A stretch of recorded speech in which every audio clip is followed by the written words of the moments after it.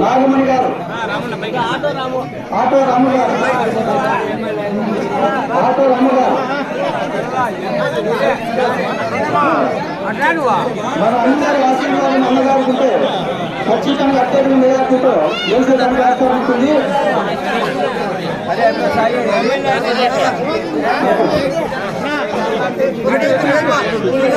సూర్యనారాయణ రెడ్డి గారిని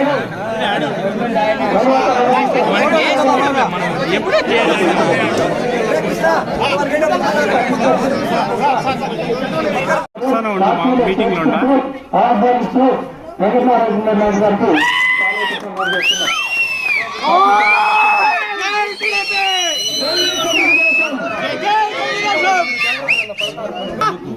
సభ్యులు ఎవరెవరు తెలిసి సాల్వాలు కట్టుతారు. ఎట్లా పెట్టేదన్నా నువ్వు కానీ భలే చెప్తావు స్వామి. ఒక్కొక్కరికి కార్మిక సహకారం నిలబడుతుంది. కుమారుడికి చాలా సంతోషంగా మనం కోరుకుంటున్నాం.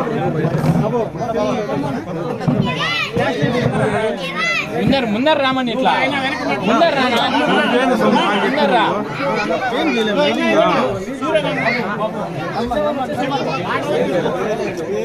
అందరూ మోహన్ గారిని ఆహ్వానిస్తున్నారు. బాబాపకర్జన్ గారిని సార్వతో పార్టీ కలవత వస్తున్నారు.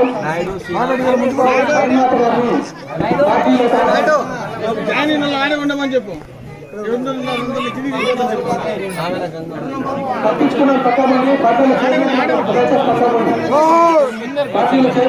పక్కబండి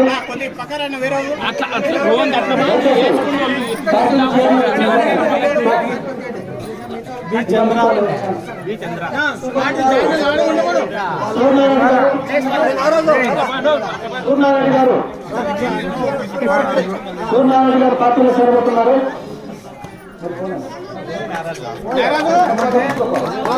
గారు నువ్వు సెల్ కింద దించునా అన్నయ్య, సెల్ దించున్నాయా, సెల్ దించునా.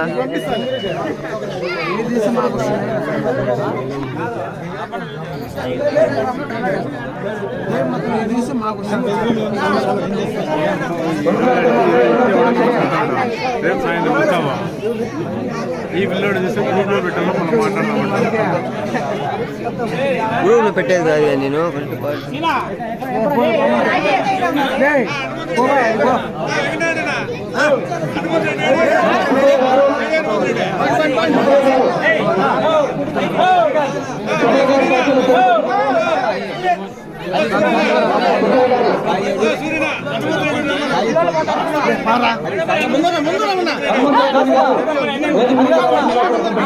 హరిదాసన రామకృష్ణ వేరుపల్లి కాలనీలో రామకృష్ణ గారికి రవి కొడుకు హరీష్ గారు పార్టీలో చేరబోతున్నారు. కార్తీక్ గారు, యువనాయకుడు కార్తీక్ గారు పార్టీలో చేరబోతున్నారు. నగేష్ గారు, యువనాయకుడు నగేష్ గారు పార్టీలో చేరబోతున్నారు.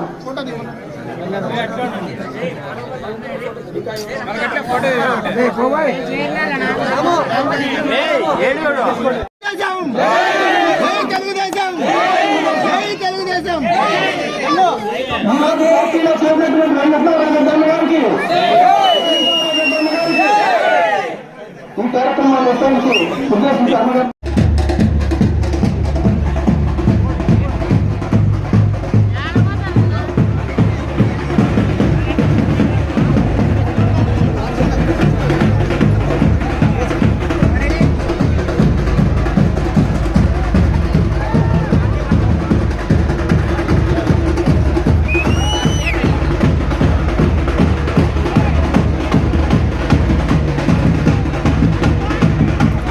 Yo, yeah.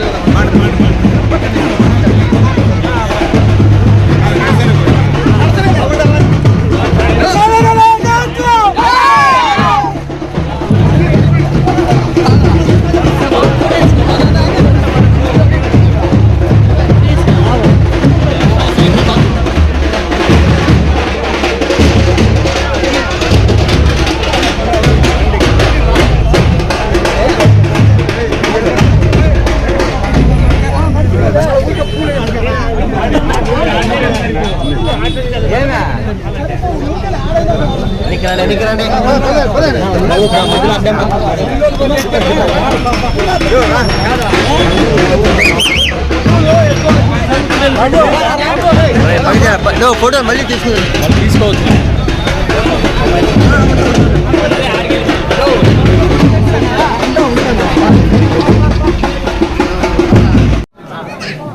Kadiri municipality 16వ ward అయినటువంటి నాగిరెడ్డిపల్లి, బేరుపల్లి కాలనీ ఈ ప్రాంతానికి చెందినటువంటి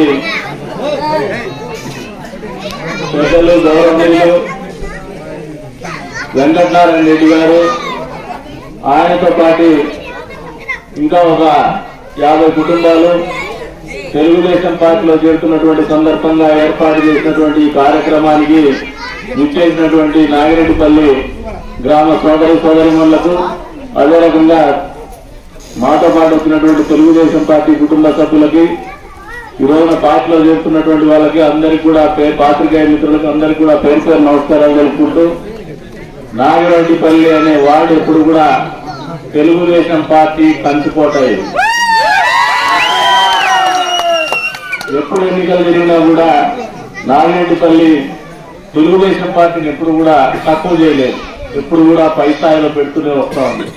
ఈ రోజున నేను చూస్తా అంటే 20 సంవత్సరాల క్రితం సరిగా తెలియని రాజకీయం అంటే తెలియని వయసులో మీ దగ్గరికి మొట్టమొదటిసారి వచ్చిన ఈ గ్రామానికి, ఆ రోజు నుంచి ఈ రోజు వరకు కూడా మీ ప్రేమ అభిమానం ఎప్పుడు కూడా తగ్గలేదు, నా మీద కానీ తెలుగుదేశం పార్టీ మీద కానీ అని చెప్పి ఇది వాస్తవం అని చెప్పేసి మీ అందరికి కూడా తెలియజేస్తాడా.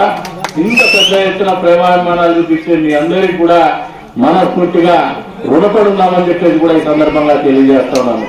అంతేకాదు ఈ రోజున పెద్దలు వెంకటనారాయణ రెడ్డి గారు, అతనితో పాటు 10 మంది యువకులు, ఇతరత్ర నాయకులు వీళ్ళందరూ కూడా తెలుగుదేశం పార్టీని బలపరచాలా, చంద్రబాబు నాయుడు గారిని ముఖ్యమంత్రి చేసుకోవాలా, స్థానికంగా కూడా తెలుగుదేశం పార్టీని గెలిపించుకోవాలనే ఆలోచనతో ముందుకు వచ్చినందుకు వారికి మనస్ఫూర్తిగా ధన్యవాదాలు తెలుపుతున్నాను, శుభాకాంక్షలు కూడా తెలుపుతున్నాను. తెలుగుదేశం పార్టీలో చెప్తున్నటువంటి సందర్భంగా ఎందుకు చెప్తున్నానంటే ఒక మంచి ఆలోచన. రాష్ట్రం గడిచిన 4.5 సంవత్సరాల కాలం చూస్తే ఒక ఆశతో ఆ రోజున వీళ్ళందరూ కూడా వైఎస్ఆర్సీపీ పార్టీని కానీ జగన్మోహన్ రెడ్డి గారి నాయకత్వాన్ని కానీ బలపరిచినటువంటి పరిస్థితి. ఈ రోజున ఆ పార్టీని బలపరిచినటువంటి దాదాపు ప్రజాప్రతినిధితో మొదలు పెడితే సామాన్యమైనటువంటి ఓటర్ వరకు కూడా ఎందుకు ఓటేస్తామా అని ఆలోచించేటువంటి పరిస్థితుల్లో ఈ రోజు కార్యకర్తలు వాళ్ళ ప్రజాప్రతినిధులు ఉన్నారని చెప్పేసి వాస్తవం మీరందరూ కూడా తెలియజేసుకుంటున్నారు.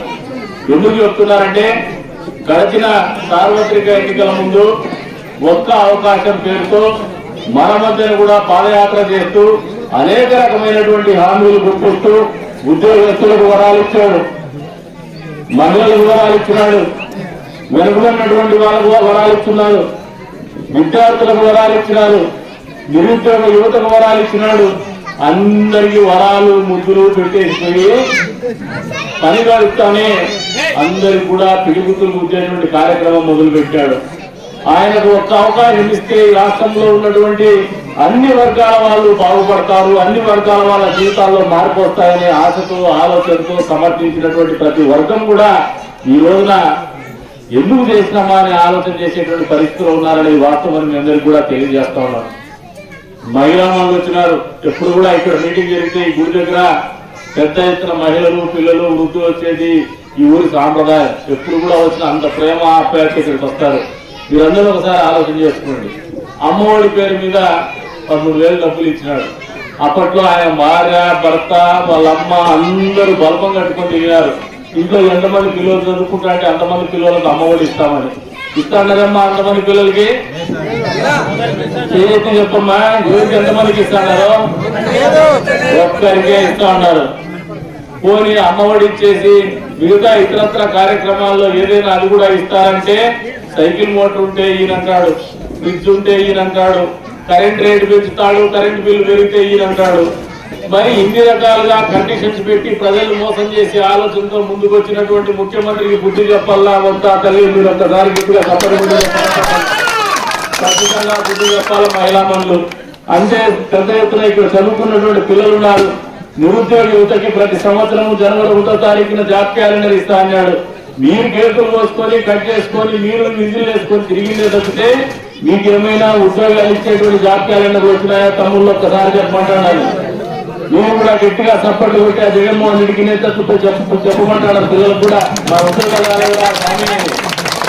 ఇలా ఉద్యోగస్తులు ఉన్నారు. ఇక్కడ కూడా కొంతమంది ఉద్యోగస్తులు, ప్రభుత్వ ఉద్యోగస్తులు సిపిఎస్ విధానాన్ని అదే ముందులన్నా వారం రోజుల లోపల అయిపోయేస్తారని బడాయి కొట్టినటువంటి బడాయి బస్సు అయినటువంటి జగన్మోహన్ రెడ్డి గారు సిపిఎస్ రద్దు చేసినారా? ఉద్యోగ వర్గాలను ఆలోచన చేసుకోమంటున్నాను.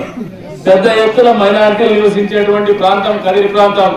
మైనారిటీ సోదరిమణులకి చంద్రబాబు నాయుడు గారు బీజేపీతో పోయినాడేమో కానీ మిమ్మల్ని మాత్రం తక్కువ చేయలేదు, బీజేపీ ఆలోచనతో మిమ్మల్ని చూడలేదనేది వాస్తవం మీరు అందరూ అర్థం చేసుకోమంటాను. ఎందుకు చెప్తున్నా ఈ మాట అంటే దుల్హన్ పథకం కింద పేద ముస్లిం యువతులకి పెళ్లి చేసేటువంటి కార్యక్రమానికి 50,000 చేయూతనిస్తా అంటే ఏది 50,000 నా ప్రభుత్వం వస్తే ₹1,00,000 ఇస్తా అని చెప్పేసి బడాయి మాటలు మాట్లాడేటువంటి జగన్మోహన్ రెడ్డి 4 సంవత్సరాల తర్వాత వైఎస్ఆర్ దుల్హన్ పథకం అని పేరు పెట్టాడు కానీ 10వ తరగతి చదువుకోవాలట. ఇది వాస్తవమా కాదా? మంత్రులు 10వ చదివినోడు చాలా మంది ఉన్నారు. ముఖ్యమంత్రి 10వ తరగతి చదువుకోండి. హోంమంత్రి ఏం తెలియదో తెలియదు, ఆడ మిగతా మంత్రులు ఎడ్యుకేషన్ మినిస్టర్ ఏం చదివినారో తెలియదు. ఇంకా ఇప్పుడు ఉన్నటువంటి విద్యాశాఖ మంత్రి ఎవరు? విద్యాశాఖ మంత్రి ఆయన కవిలో ఒక సమన్వయకర్త పేరు మన పేపర్ కోసం చదివాడు. ఆయన విద్య రాదు, చదువు రాదు. కానీ పేద ముస్లిం యువకులకు మాత్రం పెళ్లి చేయాలంటే 10వ తరగతి చదువు అంట. అంటే టోపీకి పంగనామాలు పెట్టే వ్యవహారం పెట్టుకొని మిమ్మల్ని కూడా మోసం చేసినాడు. సోదరులారా అర్థం చేసుకోండి. ఈ రోజున సోషల్ ఇంజనీరింగ్ పేరు మీద ప్రజల్ని మోసం చేయాలా, మళ్ళీ కులమతాల చిచ్చులు పెట్టాలా. ఇక్కడ కూడా స్థానికంగా మీకు అందరూ కూడా ఒకటే చెప్తాను, मुसलमान भाइयों को दिल खोल के पूछ रहा हूँ मैं ये बार, मैं 20 साल से 25 साल से यहीं पे हूँ, आप लोगों के साथ जीना कर रहा हूँ, आप लोगों के साथ ही जिंदगी गुजार रहा हूँ। मैं मेरे को जहाँ तक एहसास हुआ सब बात क्या है बोला तो 5 साल को एक नया कृष्ण आ जाता है यहाँ पे, आ जाके मजहब का नाम लेगा, मजहब का नाम से डिवाइड करेगा। आप लोगों से गुजारिश कर रहा हूँ, इंसान को पहचानिए, इंसानियत को पहचानिए, इंसान को वोट दीजिए, बाद में मजहब के बारे में सोचिए। जो सही इंसान है कोई भी मजहब में रहने दीजिए, उनको अपनाइए, उनका इंसानियत पहचानिए। आप लोग कोई खुदगर्ज बन के यहाँ पे आके 5 साल के बाद आके आप लोगों का खिदमत करता हूँ तो कहाँ तक भरोसा कर सकते हैं आप लोग सोच लीजिए। अगर 5 साल के बाद खिदमत करता हूँ बोल के आपके पास आ रहा है, इलेक्शन के बाद हारा तो चिकड़ू दొరకడు, ये पहचान लीजिए आप। ఇంకా ఒకటి చెప్తున్నారు, చదువుకున్నటువంటి వాళ్ళకు పిల్లలకి రాజకీయాలు చాలా చెడిపోయినాయి. సోషల్ మీడియా వచ్చిన తర్వాత మనుషులకి విషయ సమాచారం ఎంత వేగంగా రియల్ టైంలో వెంటనే ఇప్పుడు ఇక్కడ జరుగుతుండేది లైవ్ లో చూస్తుంటారు. ఇక్కడ ఫేస్బుక్ లో ఎంత పెద్ద ఎత్తున ఇది మంచి చేస్తుందో అంతే పెద్ద ఎత్తున చెడ్డ కూడా చేస్తుంది. అవాస్తవాల్ని సాక్షి పత్రిక, సాక్షి ఛానల్ నిరంతరము అబద్ధాలు మాత్రమే ప్రచారం చేస్తూ ఉంటుంది. వాళ్ళకి చెందినటువంటి పేటీఎం బ్యాచ్ ఒకటి ఉంది, ఐప్యాక్ టీం చెందినటువంటి వాళ్ళు, మీరు నిత్యము విషం జిమ్ముతూ ఉంటారు నాయకుల మీద, ప్రత్యర్థి పార్టీల మీద, కానీ వాస్తవాలు చెప్పరు. వీటి ఉచ్చులో పడి వచ్చే రోజుల్లో ఖచ్చితంగా ఈ ప్రాంతంలో కూడా మతాల పేరు మీద విధ్వంసాలు రెచ్చగొట్టేటువంటి కార్యక్రమాలు కూడా సోషల్ మీడియా వేదికగా చేస్తారు, సాక్షి పేపర్ వేదికగా చేస్తారు, సాక్షి మీడియా వేదికగా కూడా చేస్తారు. వాళ్ళు పబ్బం గడుపుకోవాలంటారు, ప్రాంతం ఏమైపోయినా పూణే అనే ఆలోచనలోకి వస్తారు. తస్మాత్ జాగ్రత్త, ప్రతి ఒక్కరు కూడా జాగ్రత్తగా ఉండండి. మనందరికీ జన్మనిచ్చినటువంటి ఈ ప్రాంతం మనకన్నిటికంటే గొప్పది. మన తల్లిదండ్రులు ఎంతో, మన ప్రాంతం కూడా మనకు అంతే గౌరవంగా చూసుకోవాల్సినటువంటి బాధ్యత మన మీద ఉంది. మనం ఏదైనా తప్పుడు ఆలోచన చేస్తే ఈ ప్రాంతానికి అన్యాయం చేసిన వాళ్ళం అవుతామని చెప్పేసి కూడా మీరు అందరూ అర్థం చేసుకోండి. అన్ని వర్గాల ప్రజల్ని మోసం చేసినటువంటి జగన్మోహన్ రెడ్డి ప్రభుత్వం ఉండాలన్నా వద్దా మీరే నిర్ణయితలు, సమయం ఆసన్నమైందని చెప్పేసి కూడా మీ అందరికీ కూడా తెలియజెప్తా ఉన్నాను. జగన్మోహన్ రెడ్డికి మళ్ళీ ఓటేయాల్సిన అవసరం ఉందా? మీరు గట్టిగా సపోర్ట్ అందరూ పైకి చేతులెత్తండి. అంతేకాకుండా వచ్చే రోజుల్లో కుల మతాలకు అతీతంగా మంచి నాయకత్వాన్ని, మంచి పార్టీని, మంచి సిద్ధాంతాన్ని, మంచి ముఖ్యమంత్రిగా పరిపాలన అందించినటువంటి చంద్రబాబు నాయుడు గారిని మద్దతు ఇస్తాము మనస్ఫూర్తిగా, ఎటువంటి పరిస్థితుల్లో అయినా అని చెప్పేసి అందరూ చప్పట్లు కొట్టి ప్రత్యేకించి మా సోదరులను గట్టిగా చప్పట్లు కొట్టి చెప్తాను. ఎందుకంటే ఇది పేరుగా మున్సిపాలిటీ కానీ పూర్తిగా సబర్బన్ ఏరియా, ఉప గ్రామీణ ప్రాంతం ఇది. ఈ ప్రాంతంలో ఇప్పటికి కూడా రైతాంగం నివసించేటువంటి ప్రాంతం. రైతులంటే సున్నితమైన మన మనస్తత్వం ఉంటుంది. 10 మందికి అన్నం పెట్టాలా, 10 మంది బాగుండాలనే ఆలోచన ఉంటుంది. అది ఎప్పుడు నాగిరెడ్డిపల్లిలో కనపడతానే ఉంటుంది. మరి ఇంత మంచి మనసు ఉండే మీరందరూ కూడా మంచి నిర్ణయం తీసుకుంటారని చెప్పేసి కూడా మీ అందరికి కూడా కోరుతా ఉన్నాను. అంతేకాదు ఈ రోజున పార్టీలో చేరినటువంటి వెంకటనారాయణ రెడ్డి కూడా చెప్తాను, మమ్మల్ని 5 ఏళ్లకు ఒకసారి ఇచ్చిపెట్టిపోవద్దు, ఈ పార్టీని ఇచ్చిపెట్టిపోవద్దు, మాతోనే ఉండు, మిమ్మల్ని గౌరవంగా చూసుకుంటాం. మీ సామాజిక వర్గాన్ని కూడా మేము ఎప్పుడు మనస్ఫూర్తిగా గౌరవించేటువంటి పరిస్థితుల్లోనే రాజకీయాలు చేస్తున్నాం, రాజకీయాలు చేస్తాం, రాజకీయాలు చేయబోతాం అని చెప్పేసి కూడా ఈ వేదిక ముందు నుంచి భగవంతుడి సాక్షిగా మీకు అందరికి కూడా తెలియజేస్తాను. ఇది వాస్తవం, నేను మాట్లాడుతున్నది నిజాయితీతో చెప్పినటువంటి మాటలు. ఎందుకంటే 25 ఏళ్ల పాటు మీతో పాటు ప్రజా జీవితంలో గడుపుతున్నటువంటి వ్యక్తిని, మాకంటూ జీవితం కూడా పెద్దగా మిగిలిందేదే లేదు. ఉంటే ఒక 5-10 ఏళ్ళు ప్రభుత్వాలు ఇంకా ఎక్కువ లేదంటే రాజకీయాలు అంతకంటే ఇంకా బలం కూడా మన దగ్గర ఉండదు. వయసు అనేది మీద పడే కొద్ది ఆలోచన కానీ శక్తి కానీ సన్నగిలేటువంటి పరిస్థితులు ఉంటాయి. ఇప్పుడు మీకు అవాస్తవాలు చెప్పి కానీ మీ జీవితాలతో ఆడుకొని కానీ రాజకీయాలు చేయాల్సినటువంటి అవసరం ఎవరికి ఉండదు, మా లాంటి వాళ్ళకని చెప్పేసి మీరు అందరూ కూడా గమనించుకోవాలి. ఎందుకంటే 20 సంవత్సరాల నిబద్ధతతో బతికినటువంటి జీవితం, మీతో కలిసి బతికినటువంటి జీవితం. దయచేసి సహృదయంతో అర్థం చేసుకోండి. అవాస్తవాలు కానీ అబద్ధాలు కానీ ప్రచారం చేస్తే మీ వంతు మీరుగా తిప్పి కొట్టండి, కానీ ఎక్కడ కూడా గొడవలు పోవద్దు. సోషల్ మీడియా వేదికగా ఏదైనా అవాస్తవాలు ప్రచారం చేసినా కూడా నమ్మద్దని చెప్పేసి మీకు అందరికీ కూడా విన్నవించుకుంటూ మరొకసారి ఈరోజు పార్టీలో చేరినటువంటి వెంకటనారాయణ రెడ్డి అన్న దగ్గర నుంచి మొదలు పెడితే మా బిడ్డలు యువకులు ఇక్కడ చేరినారు, వీళ్ళందరికీ కూడా ఒకటే చెప్తున్నా, ఒక మంచి స్ఫూర్తితో పనిచేద్దాం. వచ్చే ఎన్నికల్లో పెద్ద మెజారిటీతో తెలుగుదేశం పార్టీని గెలిపించుకుందాం. తద్వారా ఈ ప్రాంతానికి భవిష్యత్తులో మళ్ళీ చంద్రబాబు నాయుడు గారు ముఖ్యమంత్రి అయితేనే ఈ రాష్ట్రంలో పరిపాలన గాడిలో పడుతుంది, ఈ రాష్ట్రం అభివృద్ధి మళ్ళీ ముందుకు పోతుంది. ఏదైతే కుంటుపడినటువంటి అభివృద్ధి, రాజధాని లేనటువంటి ప్రాంతం, పిల్లలు స్కూళ్ళకు పోయే వాళ్ళు మీ స్కూల్లో ఎవరైనా కానీ పక్క ఊళ్ళో వచ్చి అడిగితే, పక్క రాష్ట్రంలో వచ్చి అడిగితే మీ రాష్ట్రం ఏదని చెప్పి సిగ్గుతో తలంచుకునేటువంటి పరిస్థితి. ఇటువంటి పరిస్థితులకు నెట్టేసినటువంటి ముఖ్యమంత్రి జగన్మోహన్ రెడ్డి మనకు అవసరమా? ఒక్కసారి ఆలోచన రకాలుగా ఇన్ని పాపం ఇంకా ఒకరు ఇద్దరు మందుబాబులు ఉన్నారు, మిమ్మల్ని కూడా మోసం చేసినాడా లేదా? ఎవరు మందుబాబులు చెప్పండి.